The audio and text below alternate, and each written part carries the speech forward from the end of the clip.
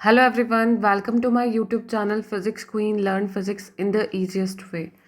Guys यहाँ पे जो क्वेश्चन है दिसंबर 2017 से एटॉमिक एंड मॉलिक्यूलर फिजिक्स हम डिस्कस कर रहे हैं और उसी सीरीज में ये नेक्स्ट क्वेश्चन है.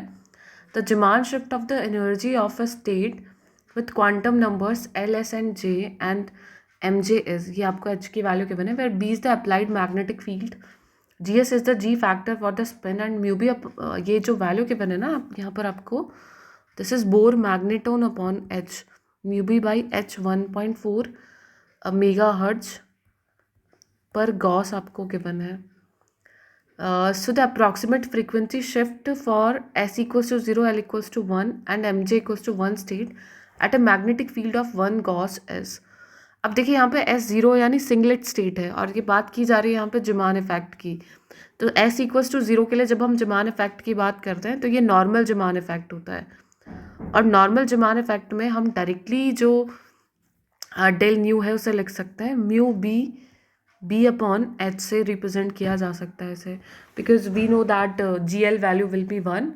जी एल आपका 1 के इक्वल रहता है. आप इसे एनामोलस मान के भी करेंगे तो आपको जी जे की वैल्यू भी 1 मिल जाएगी एंड डेल्टा एम जे यहाँ पर 1 के बन ही है.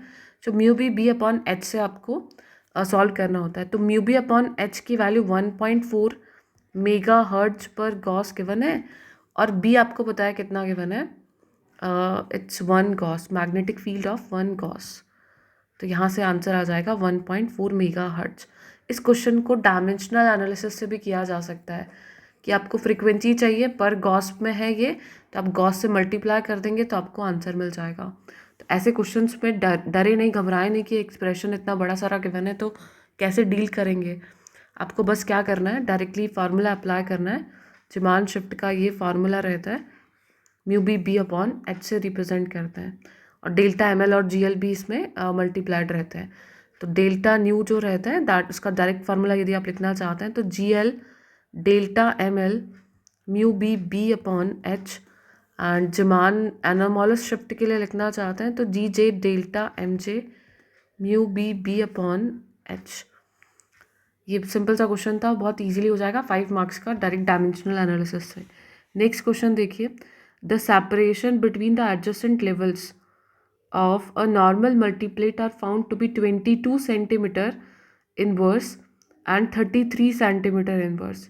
ये क्वेश्चन भी बहुत सिंपल सा है. assume that the multiplet is described well by the LS coupling scheme and the Landes interval rule, namely EJ minus EJ minus 1 is AJ. तो आपको ध्यान रखना है कि जो डिफरेंस रहेगा किन्हीं भी दो लेवल्स के बीच में, it is always proportional to J. J के हमेशा प्रोपोर्शनल रहता है. यहाँ पर गिवन भी है आपको और नहीं गिवन है तो आपको याद भी रखना है. And second thing, if A is a constant the term notation for this multiplet. अब गिवन क्या है आपको यहाँ पे 22 centimetre inverse and 33 centimetre inverse adjacent levels के बीच का सेपरेशन है.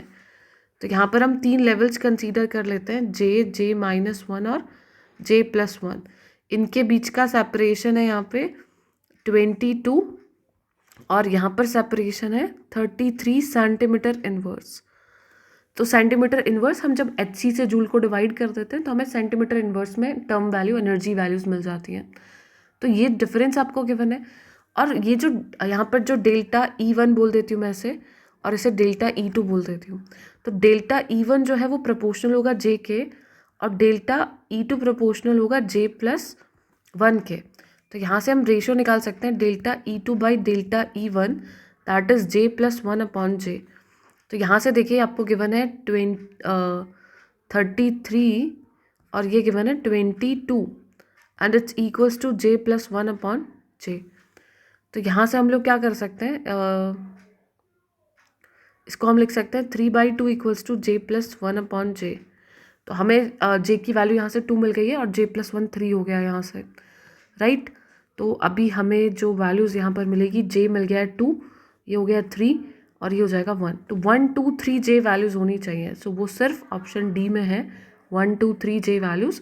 सो this will be the correct answer. यहाँ से बस कंपेयर कर लीजिएगा, जे प्लस 1 3 है तो जे 2 है तो जे माइनस 1 1 हो जाएगा. तो ये सारी जे वैल्यूज़ है. तो आपकी जो टर्म्स हैं वो 3D 1 2 3 आपको मिल रही है. ये भी क्वेश्चन बहुत ईजिली हो गया. नेक्स्ट क्वेश्चन देखिए, तो बहुत सिंपल क्वेश्चन आता है एटॉमिक मॉलिक्यूलर से. सारे फार्मूलाज को एक जगह लिखकर मेमोराइज करिए। ये जो प्लेलिस्ट मैंने बनाई है इससे आपकी एक छोटी सी फार्मूला नोटबुक बन जाएगी सारे क्वेश्चंस को सॉल्व करके। तो वो फार्मूला नोटबुक का आप डेली बेसिस पे रिवाइज करिए, और 4-5 दिन से भी रिवाइज करेंगे तो भी आपके सारे जो क्वेश्चन हैं वो सॉल्व हो जाएंगे। If the fine structure splitting between 2 2p 3/2 and 2 2p 3/2 levels, I think it's 1/2 given to you. In hydrogen atom is 0.4 centimeter inverse. So the corresponding splitting in lithium plus 2 will be approximately, है ना, यहाँ पे 1/2 है ये, क्योंकि same levels में तो splitting कैसे होगी। तो 1/2 और 3/2 के बीच में आपको दे रखा है 0.4 सेंटीमीटर इन्वर्स है हाइड्रोजन एटम के लिए। लिथियम प्लस 2 के लिए निकालना है। तो जब भी ऐसे क्वेश्चन आए ना, समझ लेना कि जेड पे डिपेंडेंसी की बात की जा रही है। अब ये डिपेंडेंसी आपको पता होनी चाहिए कि डेल्टा टी जो होता है term shift, that is directly proportional to Z to the power 4। तो यहाँ पे आपको डेल्टा टी निकालना है लिथियम के लिए, and it is again plus 2 है तो हाइड्रोजन लाइक एटम हो गया, तभी ये फार्मूला अप्लाई कर पाएंगे आप, नहीं तो नहीं कर पाएंगे।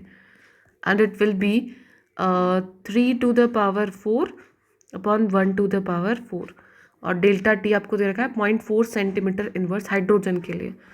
सो लिथियम प्लस 2 के लिए आ जाएगा 0.4 इंटू 3/4 हो जाएगा 81, तो यह आ जाएगा 32.4 centimetre inverse. This will be the answer here. So I hope सारे क्वेश्चंस क्लियर हुए होंगे अच्छे से। नेक्स्ट सेशन में हम लोग जून 18 का क्वेश्चन जो है वो सॉल्व करते हैं, और प्लेलिस्ट में आप सारे सॉल्यूशंस देख सकते हैं। और यदि आप अनअकैडमी पे सब्सक्राइब करना चाहते हैं तो आप मेरा कोड सुरभि लाइव यूज़ कर सकते हैं 35% डिस्काउंट के लिए। आप लोग टेलीग्राम चैनल सुरभि लाइव और फिजिक्स क्वीन भी ज्वाइन करें for more updates. Thank you everyone.